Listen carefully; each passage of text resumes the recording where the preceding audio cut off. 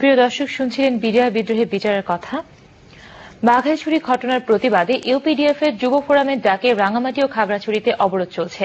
অবরোধের সময় খাগড়াছড়িতে পাহাড়ি বাঙালি সংঘর্ষে আহত হয়েছে 25 জন। আগুন দেওয়া হয়েছে পাহাড়িদের বাড়িঘরে। স্বরাষ্ট্রমন্ত্রী বলেছেন, প্রয়োজনে 3 পার্বত্য জেলার তুলে নেওয়া সেনা ক্যাম্প পুনর্বহাল করা হবে। বাঘাইছড়ি ঘটনার জন্য দায়ীদের কঠোর শাস্তি দেওয়ার কথাও জানিয়েছেন তিনি। শাহরিয়া হোসেন রিয়ার রিপোর্টে দেখুন। রাঙামাটির বাঘাইছড়িতে পাহাড়ি বাঙালি সংঘর্ষে 4 জন নিহত হওয়ার 3 দিন পরও পরিস্থিতি অস্বাভাবিক। শান্তি চুক্তি বিরোধী আঞ্চলিক পাহাড়ি সংগঠন ইউপিডিএফ এর গণতান্ত্রিক যুব ফোরামের ডাকে অবরোধ চলছে 2 পার্বত্য জেলা রাঙামাটি ও খাগড়াছড়িতে। রাঙামাটিতে মিছিল ও পিকেটিং করছে ইউপিডিএফ এর সদস্যরা। বন্ধ রয়েছে সব স্কুল, কলেজ ও ব্যবসা প্রতিষ্ঠান। সড়ক ও নৌযোগাযোগও বন্ধ রয়েছে। খাগড়াছড়িতেও বন্ধ আছে যান চলাচল। 144 ধারা বহাল রেখেছে প্রশাসন। বাঙালি ও পাহাড়িদের মধ্যে ব্যাপক সংঘর্ষ হয়েছে খাগড়াছড়ির নারিকেল বাগান এলাকায়। পরে মহাজনপাড়ায় পাহাড়িদের বাড়িঘরে আগুন দেওয়া হয়।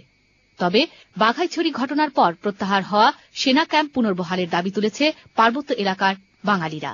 বিরোধী দল বিএনপির পক্ষ থেকেও একই দাবি উঠেছে। স্বরাষ্ট্রমন্ত্রী জানিয়েছেন, বিষয়টি ভেবে দেখবে সরকার। সেটা যদি প্রয়োজন হয় সেটা অবশ্যই আমাদের সরকার সেটা ভেবে দেখবেন।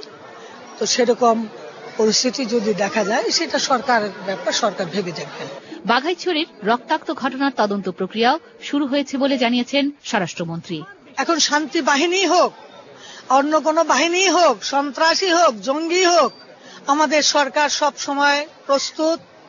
আমাদের আইন শৃঙ্খলা বাহিনীকে সেইভাবে নির্দেশ দেওয়া হয়েছে যে শক্ত হাতে দমন করতে হবে এবং কঠোর ব্যবস্থা আমরা গ্রহণ করতে প্রস্তুত। সরকারকে বেকায়দায় ফেলতে একটি মহল উঠে পড়ে লেগেছে দাবি করে স্বরাষ্ট্রমন্ত্রী বলেছেন, কাউকেই ছাড় দেওয়া হবে না।